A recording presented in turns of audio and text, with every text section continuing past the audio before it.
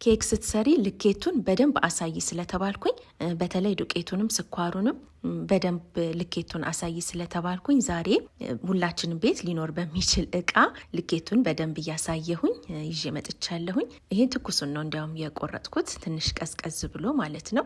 ይህንን ይመስላል ለልጆች ለትምህርት ቤት ለመክሰስ የምልከው እና እንዳያችሁት በዚህ ፓትራ ነው የሰራሁት። እኔ ለዚህ ፓትራ 6 እንቁላል ነው የተጠቀምኩት። ወተት አነስ ለማድረግ ፈልጌ ነው እንጂ በ4ም በ5ም እንቁላል አድርገን ወተቱን ጨመር ማድረግ እንችላለን። ከዛ እንዳያችሁት መጀመሪያ የእንቁላሉን ውሃውን ክፍል ብቻ አወጣሁኝና እንደዚህ እመተዋለሁኝ ማለት ነው። አንድ ላይ መምታት ይቻላል።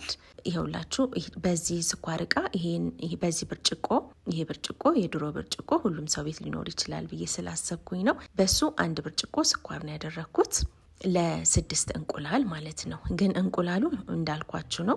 አሳንሳችሁ ወተቱን መጨመር ትችላላችሁ። ከዛ ነጩን ትንሽ ከመታሁኝ በኋላ ስኳር አድርጌ ከዛ እንዳያችሁት አስኳሉን ጨመርኩት ማለት ነው። ከዛ ዘይትም በዛው በሲኒ ግን አልሞላሁትም።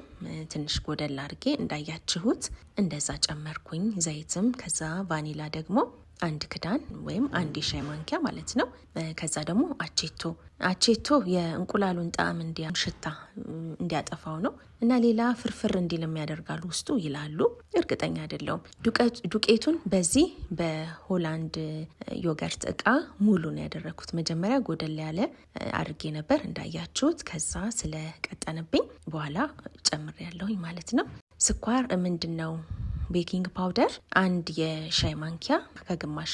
ከዛ ደግሞ በጣም ትንሽዬ ቤኪንግ ሶዳ አደረኩበት ማለት ነው። ከዛ አንድ ላይ መታሁት እንደምታዩት። ከዛ በእንደዚህ አይነት ወተት ስለማደርግ ብዬ ትንሽ ዱቄት አደረኩበት።